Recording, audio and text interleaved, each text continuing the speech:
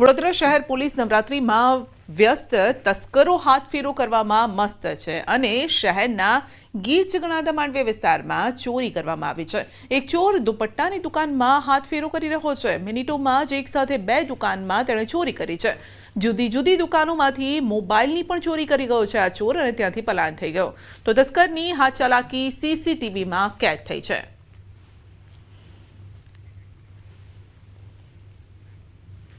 રાજકોટ લાખાજી રાજ અને ધર્મેન્દ્રસિંહ રોડ પરની બજારમાં બબાલ થઈ। મનપાના વિજિલન્સના સ્ટાફ વેપારીઓ વચ્ચે બોલાચાલી થઈ। ઉગ્ર બોલાચાલીનો વિડીયો વાયરલ થઈ રહ્યો છે। વિજિલન્સની ટીમે રસ્તા પર પડેલા વેપારીઓનો જે માલ છે તે ઉપાડતા બોલાચાલી થઈ હતી। વેપારીઓ દ્વારા મનપા કમિશનરને પાથરણાવાળા દુકાન પાસે ન બેસે તે માટે રજૂઆત કરાઈ હતી અને છેલ્લા ઘણા દિવસોથી દિવાળી સમયે પાથરણાવાળાઓ અને દુકાનદારો વચ્ચે ભારે ખેંચતાણ પણ ચાલી રહી છે। ગત વર્ષે રાજકોટના ધારાસભ્યો દ્વારા પણ વેપારીને ખાતરી આપવામાં આવી હતી અને ગત વર્ષે રાજકોટના ધારાસભ્યોએ મધ્યસ્થી કરી અને મામલો થાળે પાડ્યો હતો। રાજકોટના ગોંડલ રોડ પર જાહેરમાં મારામારી। બે પુરુષ એક મહિલા વચ્ચે આ મારામારી થઈ રહી છે। જો કે મારામારી કયા કારણસર થઈ રહી છે તે સામે નથી આવ્યું, પરંતુ ભરચકા રસ્તો છે, ટ્રાફિક જામ થયો છે અને ટ્રાફિકને જે વાહનો પણ ત્યાંથી પસાર થઈ રહ્યા છે તેમને પણ આ મારામારી અડચણરૂપ બની રહી છે। જો કે બાદમાં કેટલાક લોકો છોડાવવા આવે છે, પરંતુ બે પુરુષો અને એક મહિલા વચ્ચે આ મારામારી થઈ રહી છે।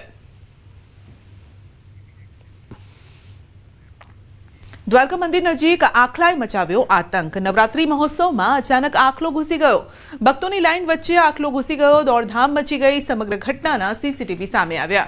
તો પાલિકાની ઢોર પકડવાની કામગીરી સામે સવાલ ઊભા થયા છે, કારણ કે નવરાત્રીનો અવસર છે। મોટી સંખ્યામાં, હજારોની સંખ્યામાં લોકો એકઠા થતા હોય છે અને આ સમયે આખલો પણ જાણે માતાજીના ગરબા ગાવા આવ્યો હોય, ગરબા રમવા આવ્યો હોય તેમ દેખાયો।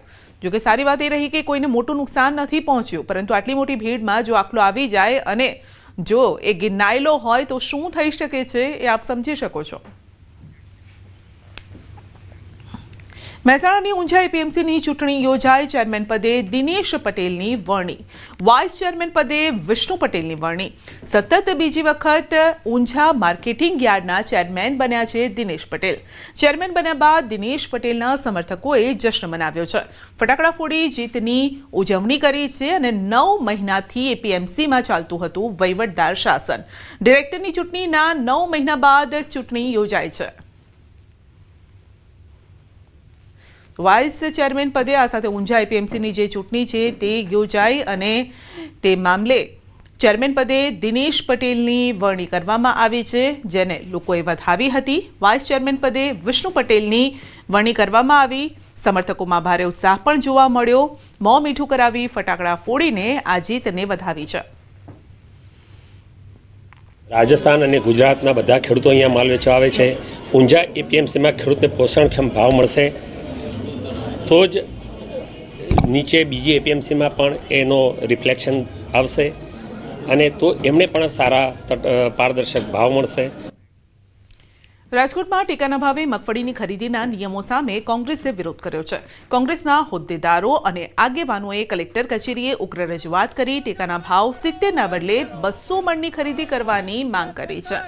તો કોંગ્રેસના આગેવાને સરકારની નીતિ પર જ પ્રહાર કર્યા છે અને કહ્યું છે કે સરકારે જીએસટીમાં ઘટાડો કરી વેપારીઓને ખુશ કર્યા છે। તો શું ખેડૂત નાગરિક નથી? ખેડૂતો માટે પણ 200 મણ મગફળી ખરીદવાની જાહેરાત કરી દિવાળી સ્વરૂપે ભેટ આપવાની માંગ કરી છે। સરકાર દ્વારા 200 મણથી ઓછી ખરીદી કરવામાં આવશે તો તેઓ ગામડે ગામડે જઈને ખેડૂતોને જાગૃત કરશે, સરકાર વિરુદ્ધ આંદોલન કરશે।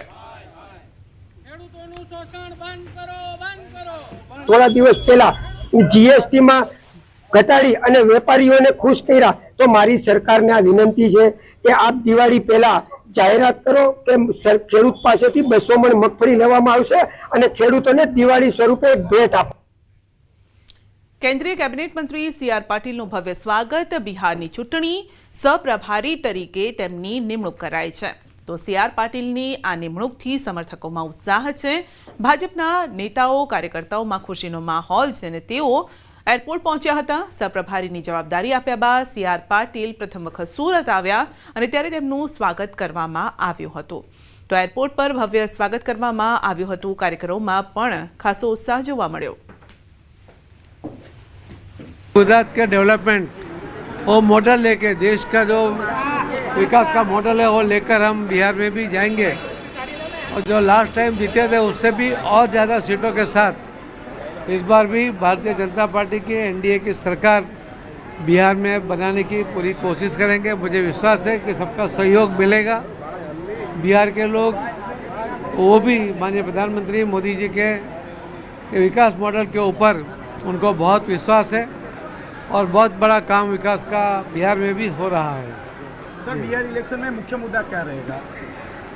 मुख्य मुद्दा बिहार का विकास की बात है। इतने सालों तक बिहार में विकास नहीं हुआ। जो माननीय प्रधानमंत्री मोदी साहब ने करोड़ों रुपए, हजारों करोड़ रुपए वहाँ पर अलग अलग डेवलपमेंट के दिए हैं, उसका काम भी चल रहा है। इससे के कारण बिहार के लोग भी अपना डेवलपमेंट, अपने आने वाली पीढ़ी के लिए बिहार का विकास चाहते हैं और उससे का वही मुद्दा रहेगा। प्रदेश भाजप द्वारा आत्मनिर्भर भारत अभियान तेज कराયું છે। ભાજપ દ્વારા ઘર ઘર સ્વદેશી અભિયાન શરૂ કરાયું છે। 25 સપ્ટેમ્બરથી 25 ડિસેમ્બર એટલે કે 90 દિવસ સુધી આત્મનિર્ભર ભારત અભિયાન ચાલશે। આ અભિયાનને લઈને મુખ્યમંત્રી ભૂપેન્દ્ર પટેલ, પ્રદેશ પ્રમુખ સીઆર પાટીલે પત્રકાર પરિષદ સંબોધી હતી। સીઆર પાટીલે સ્વદેશી વસ્તુઓ ખરીદી કરવા આગ્રહ કર્યો અને કહ્યું છે કે દરેક દુકાનદારે દુકાન બહાર સ્વદેશી બોર્ડ લગાવવું જોઈએ।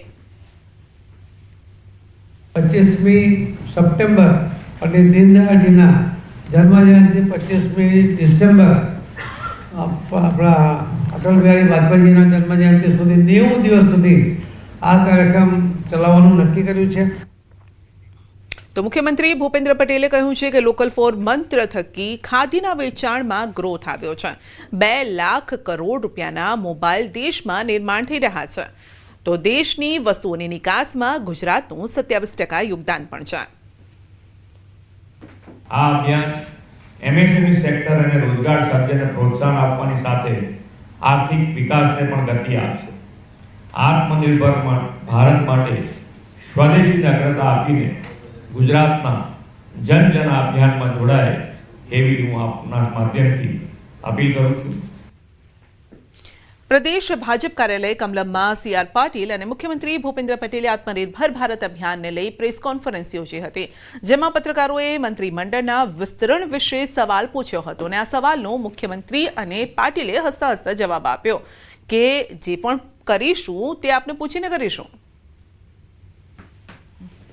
મંત્રીમંડળનું આવું કંઈ થવાનું છે? હશે એટલે કહીશું, તમને પૂછ્યા વગર ના કરીએ, તમને કયા વગર ના કરીએ। મંત્રીમંડળનું આવું કંઈ થવાનું છે? હશે એટલે કહીશું, તમને પૂછ્યા વગર ના કરીએ, તમને કયા વગર ના કરીએ।